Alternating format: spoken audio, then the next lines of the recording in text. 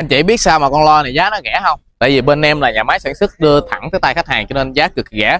Thì hôm nay nè, em lên em giới thiệu sơ qua cái cấu hình của con V32 này. Đó, và em test cái chất âm trực tiếp cho cô chú anh chị em mình nghe. Thì đầu tiên, cấu hình của em này là 2 bass 50 nè, 2 chép và thêm loa full cho mình như trên này. Thì mỗi bên là 2 chung và 2 chép thạch anh. Bản mạch em nói được đi là mạch DSP 300, mạch 300W.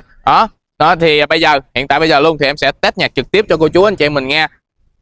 Cô chú anh chị em mình nghe cái chất âm của nó nha. Đó, em bán con này giá cực kỳ rẻ cho mọi người luôn. Mọi người nghe chất âm và cần tư vấn mẫu loa này để lại một chấm hoặc một comment, em sẽ tư vấn cho mọi người nha.